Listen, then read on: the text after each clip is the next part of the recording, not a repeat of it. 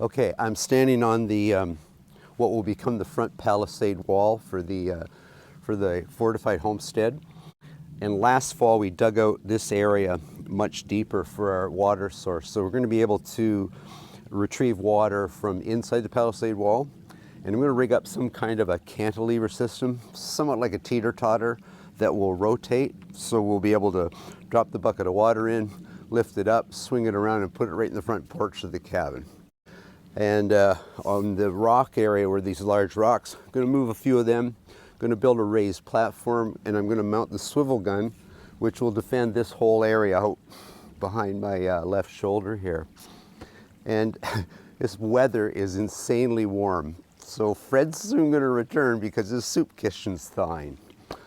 It's a bit scary, actually. I don't think there's going to be any maple syrup season this year if this continues.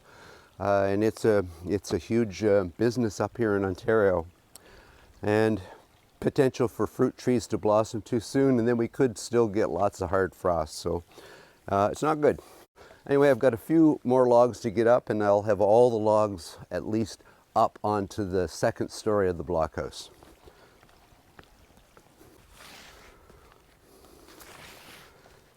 I kind of hate to do it, but I had to resort to a modern rope. Hate that word, modern. But this guy, he simply isn't long enough anymore. So we've had to employ this guy, but it's going to work, I think. These two members are, they're going to be my top sill logs. So they're 4 feet longer than anything else. I've got 1, 2, 3, 4, 5, 6 rows up. I've got 4 more to go. Fortunately, I took up all the heavier logs first, and these pieces were much shorter, like so. But now I've got these out, so these are lighter, a bit more gentle slope.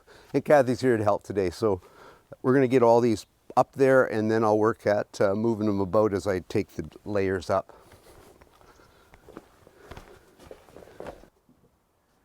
Okay, here you go.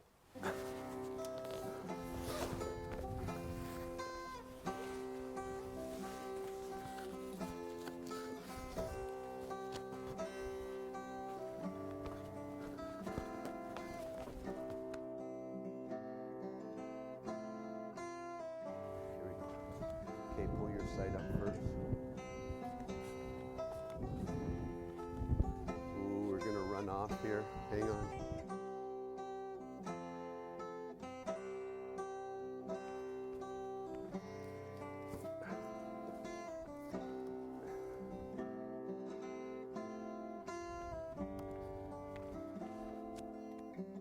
Okay. Hold it there.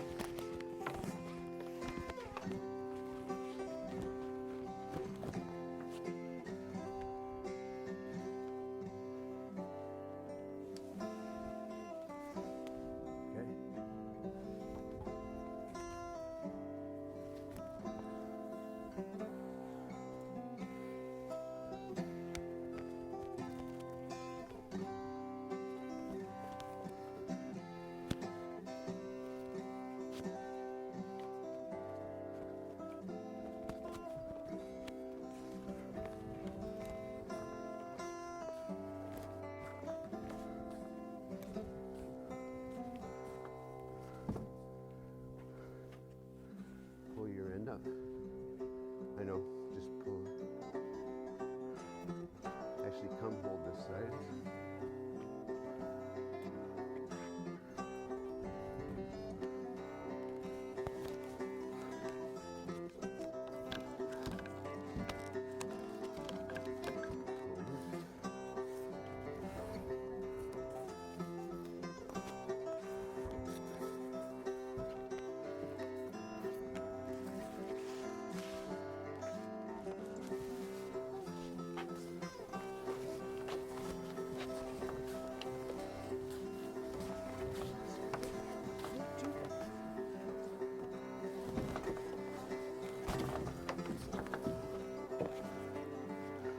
That's okay, just hold it there.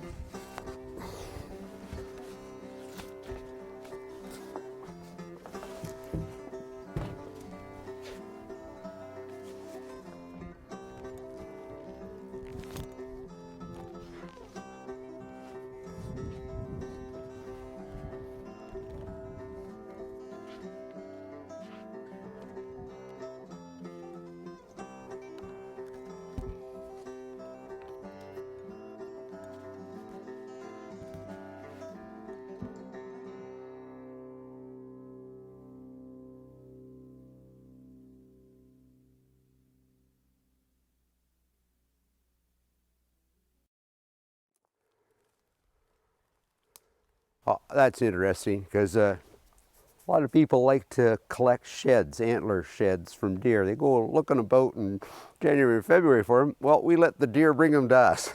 Found this one kind of froze in the pond.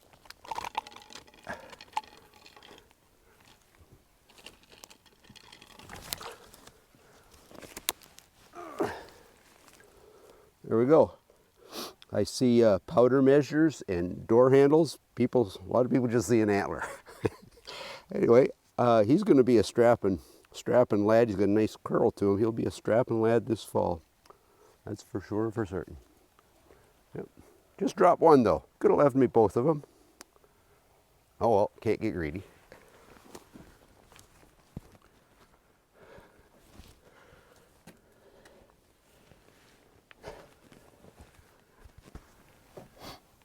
I've been at trying to relive the 18th century for 3 years plus now. Well, living it more full time. I've had a passion for it for years. But the more I construct, the more I think about what it was like for them.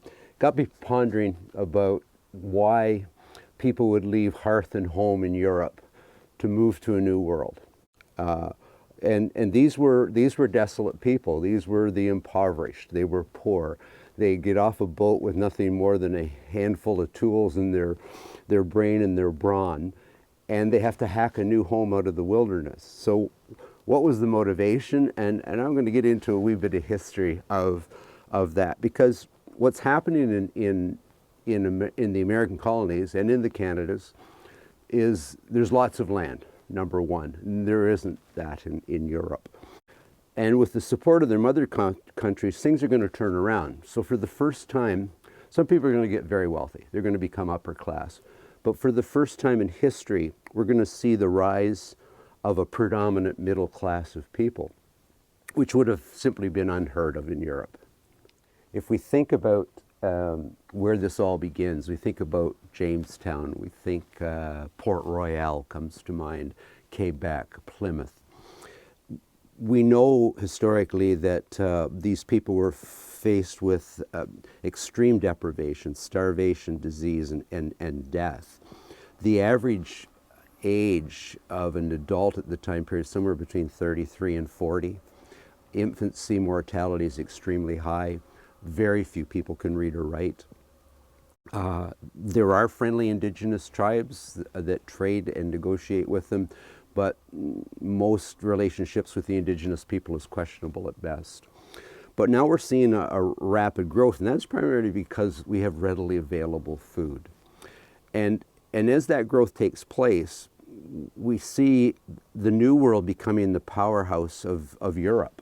We've got the fur industry, we've got the rice production in the southern parts of the colonies. We've got exporting of wood products. Europe's out of wood. They don't have trees anymore. So we're seeing this rapid growth, and as a result of this, and healthier environment, less pollution, we've got the life expectancy now in the New World starts to exceed that of Europe. And at this point, we now see the introduction of slavery, the sad part of our North American history. And interestingly enough, slaves weren't brought to the Americas intentionally. There was a ship that's carrying slaves en route to the Caribbean, and in a violent storm, it's blown off course. The ship pulls into the harbor at Jamestown, well, they can't enslave them because it's not a concept they can really conceive of. So they indenture serve them, and most of those people on board that ship eventually earn their freedom. And we now have a situation where, because of the massive growth in the New World, they need a bigger, stronger labor force. And along comes indentured servitude. And one might ask me, and that gets me to my thought pattern today as I'm building this thing, is why leave hearth and home? That is my original question, and come to this place. Well, for a number of reasons. There's no way that they will ever own land. The environment they live in, I mean the physical environment, is an unhealthy one. Food is scarce. And they have this opportunity to, as I mentioned earlier, better their lives, improve their lives, perhaps own that land, become part of that middle class, and they seek that dream. And the other reason they're coming here, it's religious persecution, one might think. That goes back a bit earlier. But in the Americas, we've got Puritans, we've got Quakers, we've got Protestants, Presbyterians, Methodists. And for the first time, all these religions are living together and working together as neighbors. They're not having the Catholic-Protestant wars that are taking place in Europe. All good, solid reasons why our ancestors migrated to or immigrated to this part of the world and took on the tedious task of building things such as this. Yeah, and I think if one, I read somewhere a statistic that 90% of us, if we can trace our roots or our ancestry back to the 1700s to the mid-1700s, that we probably stem from relatives that were indentured servants. And yeah, anyway, I got to get back at this. I was almost done yesterday. I thought for sure I'm going to get the upper story done, and oh, short 3 logs. I miscalculated how high each row would get me up on the pen of the cabin. So I had to go to the bush this morning, harvest 3 more. I've got them peeled. They're going up, and then it'll be onto the roof. And I'm looking forward to that. It'll be done, and then it's palisade walls. And just in terms of palisade walls, I've got approximately 700 vertical posts. And I'm not going to peel them all. I've decided that's just way too much work. So what I'm going to do is peel the part that's going to go below grade. And I figured the part above grade will slough off. So approximately 700 pieces to peel 3 feet of. And yeah, it seems a little daunting, but that's how you build a log cabin, or build a fort, I should say, 1 log at a time.